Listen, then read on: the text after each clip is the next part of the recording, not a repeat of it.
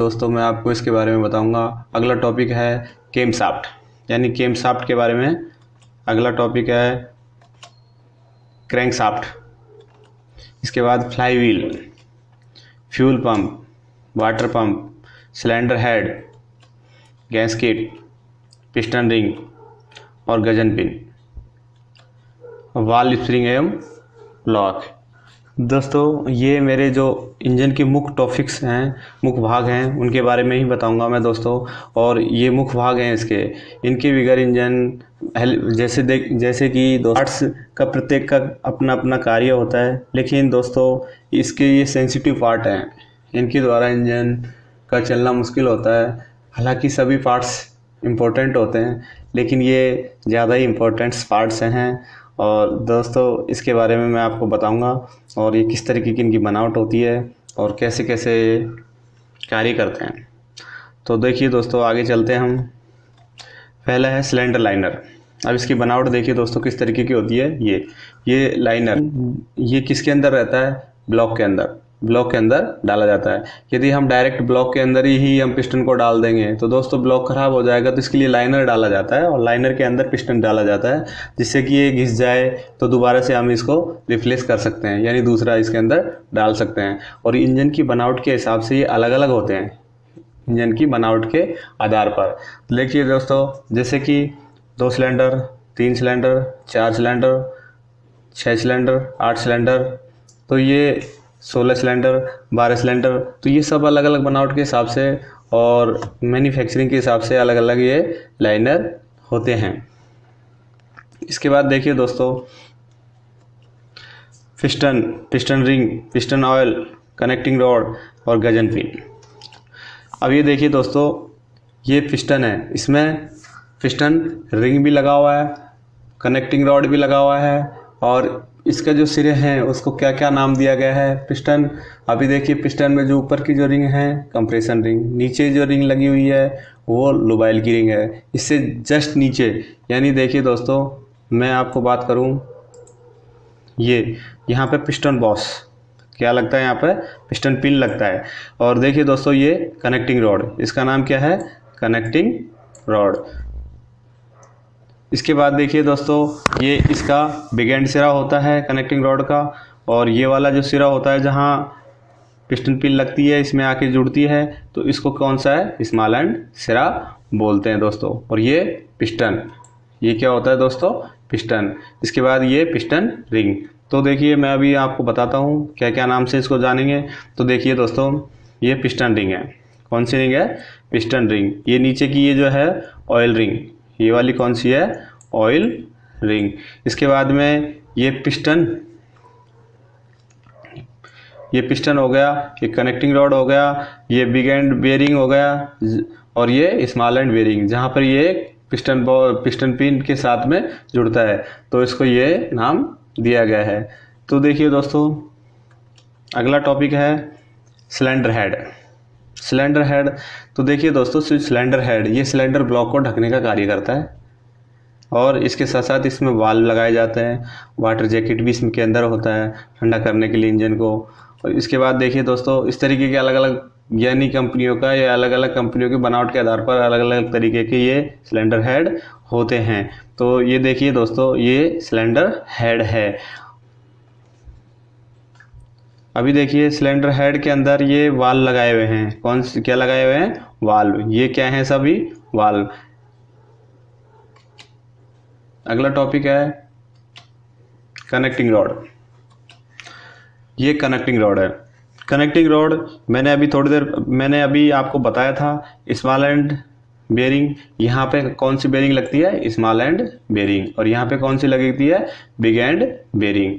या कोई small and सिरा इसको स्मॉल एंड सिरा बोलते हैं और इसको बिग एंड सिरा बोलते हैं। और इस तरीके की इसकी बनावट होती है कनेक्टिंग रॉड की। मेरा इस वीडियो का माध्यम से यह बताना चाहता हूं मैं आपको कि आपको समझ पाएँ कि जैसे स्टार्टिंग में स्टूडेंट जो हैं ये पार्ट्सों का नाम पता नहीं रहता, तो वो इससे समझ पाएँ कि किस तरीके का पार्ट कौन सा रहता है। तो वीडियो देखते ही पता लग जाएगा कि इस पार्ट्स का नाम ये है और इसके ये नाम हैं। इसके बाद में वाल्व। अब देखिए दोस्तों ये जो है सिलेंडर हेड, इसके ऊपर जो ये लगाए हुए हैं ये क्या है? वाल्व। ये क्या है, वाल्व, जिसकी बनावट इस तरीके की होती है। तो ये देखिए, ये जो वाल्व है इसका ये सिरा जो होता है इसको क्या बोलता है, हेड। इस सिरे को क्या बोलते हैं, हेड। और ये क्या इसका मार्जिन, यानी यहाँ से और यहाँ तक की जो दूरी होती है इसमें, इसको क्या बोलता है, मार्जिन। और इसके बाद ये फेस होता है, ये वाला सिरा कौन सा होता है इसका, फेस। और ये वाल्व है, ये यहाँ से और यहाँ तक की जो दूरी है इसको स्टीम बोलते हैं। और यहाँ पे स्प्रिंग लगती है, जैसे कि ये स्प्रिंग लगी हुई है दोस्तों, ये स्प्रिंग लगने के बाद ये स्प्रिंग रिटर्निंग लॉक लग जाता है यहाँ पर। और इसका ऊपर का जो सिरा है इसको क्या बोलते हैं, टिप। तो ये इस तरीके के वाल्व की बनावट रहती है। और देखिए दोस्तों, इंजन के अंदर वाल्वों का बहुत महत्वपूर्ण कार्य होता है। वो कौन सा कार्य होता है, देखिए वाल्वों का जो काम है, अभी देखिए वाल्व के द्वारा ही सिलेंडर के अंदर शुद्ध हवा आती है। क्या आती है, शुद्ध हवा आती है। अब वाल्व जो है शुद्ध हवा, यदि वाल्व नहीं होंगे तो हवा नहीं आएगी उसके अंदर। क्यों, किस तरीके से, क्योंकि इसमें मैंने आपको मेरे जो वीडियो हैं इससे पहले आपको बताया है कि सक्शन स्ट्रोक के अंदर इनलेट वाल्व खुला हुआ रहता है। तो इनलेट वाल्व खुला हुआ रहेगा, तो ये वाल्व कैसे खुला रहेगा, ये सब केम की सहायता से ऑपरेटिंग होते हैं। वाल्व जो है किसकी सहायता से होते हैं, केम की सहायता से, केम शाफ्ट की सहायता से ये ऑपरेट होते हैं। और इंजन के अंदर जो वाल्व हैं दो टाइप के होते हैं, एक तो इनलेट वाल्व और एग्जॉस्ट वाल्व।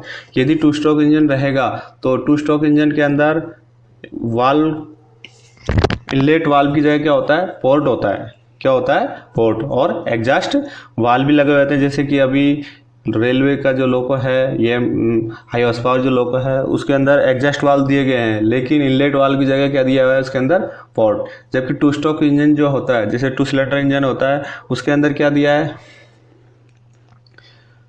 उसके अंदर क्या है, इनलेट पोर्ट, एग्जॉस्ट पोर्ट और ट्रांसफर पोर्ट, इस तरीके से होता है। इसके बाद देखिए नेक्स्ट टॉपिक है केम शाफ्ट। केम शाफ्ट की बनावट इस टाइप की होती है, ये इसके द्वारा ही वाल्व ऑपरेट होते हैं। केम शाफ्ट के हिसाब से ही जो है, केम शाफ्ट के मुंह के हिसाब से ही ये क्या होते हैं। अब केम शाफ्ट काफ़ी बार क्या होता है, देखिए अभी ये लोब है, ये है केम लोब, इस तरीके से। अभी जैसे घूमेगी यहाँ वाल्व इसके ऊपर जैसे आएगा तो ये ऊपर होने लगेगा, इसकी स्प्रिंग दबने लगेगी, इससे वाल्व ओपन और क्लोज होते होंगे, ये लोब की वजह से ही होते हैं।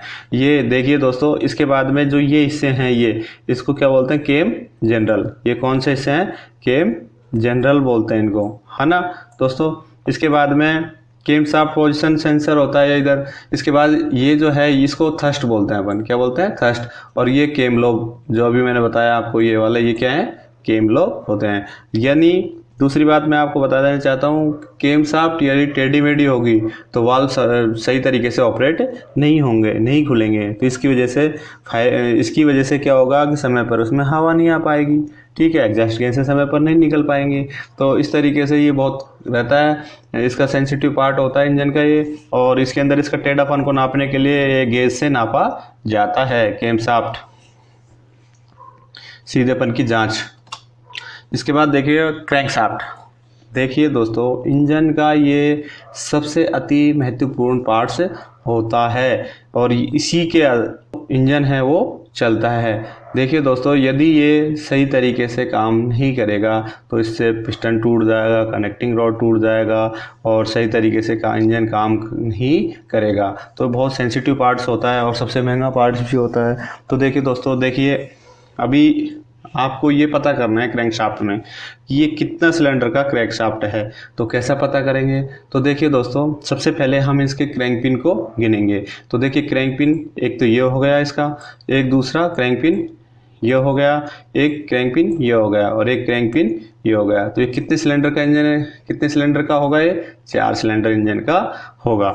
इसके बाद देखिए दोस्तों, अभी 4 सिलेंडर का है तो इसके अंदर अब आप देखेंगे दोस्तों मेन जनरल कितने होंगे इसके अंदर। तो देखिए एक तो ये हो गया, एक ये हो गया और एक ये हो गया और एक ये हो गया और एक ये। तो ये टोटल कितने हो गए, 5। कितने हो गए, 5। तो ये इसके अंदर ध्यान रखना है, 4 सिलेंडर इंजन